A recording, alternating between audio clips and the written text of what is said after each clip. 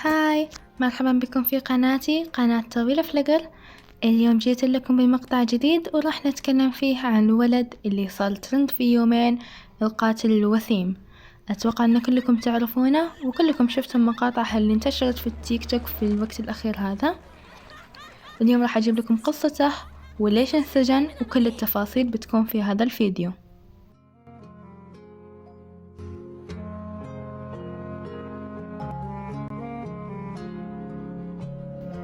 كاميرون هيرن، الشاب ذو 18 عاما، قتل أم وطفلتها أثناء قيادته الجنونية، ولكن ما زاد الأمر سوءا هو تعاطف الكثير مع الناس معه بسبب جماله الذي جعل الكثيرين يطالبون بتخفيف العقوبة أو إطلاق سراحه.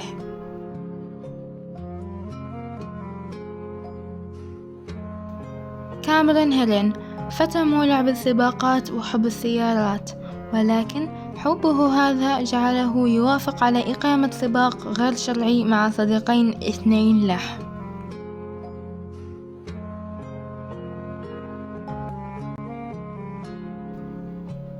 ولكن ما لم يتوقعه كاميرون هو أم مع طفلتها الرضيعة يقطعان الطريق وقت السباق. كانت سرعته جنونية ولم يتمكن من إيقاف السيارة في الوقت المناسب، مما أدى لاصطدامه بهما.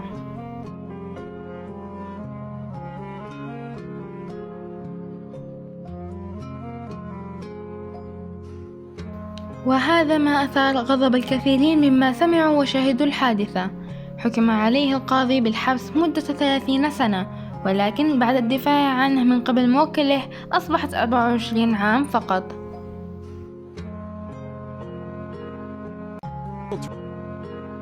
هناك فئة كبيرة من الناس لا يؤيدون الحكم هذا ويرون بأنه قاسي ويريدون استبداله بحكم أخف أو بالأعمال الشاقة، بينما هناك فئة أخرى ترى أنه يستحق هذا الحكم وأنه قليل في حقه.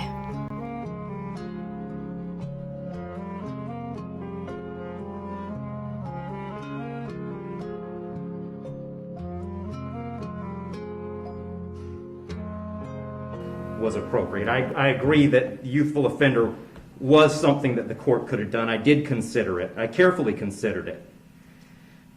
But the court just found that due to the serious nature of these offenses, the extreme nature of the conduct, and again the level of harm, that a youthful offender sentence was not appropriate. So given that the court is not departing, the guidelines call for a sentence of essentially 18 and a half years at a minimum and 30 years as a maximum. And the court doesn't find that either the minimum or the maximum is appropriate in this case. I've said it several times, the serious nature of the offense, egregious nature of the conduct, and mostly the harm that's been caused prevent me from putting this as a bottom of the guidelines minimum case. But the departure bases argued by the defendant did provide some reason not to put it at the top of the maximum. And specifically, the court did take into account that the defendant's 18, certainly responsible for his actions, and he's being held accountable for his actions. But the age of 18, the court finds, is a mitigating factor and shouldn't put this at a maximum. Also, the complete lack of prior criminal history is something that the court considered as preventing this from being at the top. So having said all that, the court is going really toward the middle between the minimum under the guidelines and the maximum punishment permitted under Florida state law. So on count one, vehicular homicide, the court's going to adjudicate the defendant guilty, sentence him to 9 years in the Florida State Prison. On count two, same charge, court will adjudicate the defendant guilty, sentence him to 15 years Florida State Prison, and that'll run consecutive to count 1, for a total of 24 years Florida State Prison. Count 3 is a misdemeanor, unlawful racing on a highway.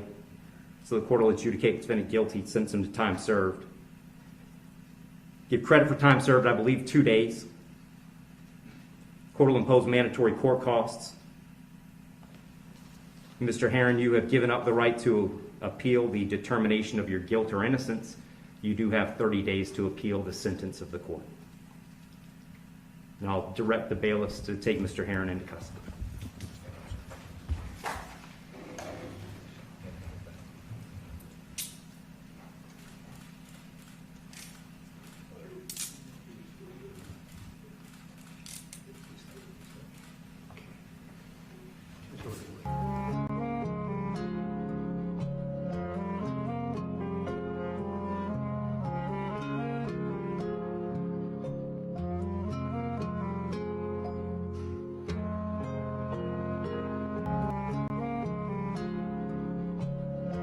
Mm-hmm.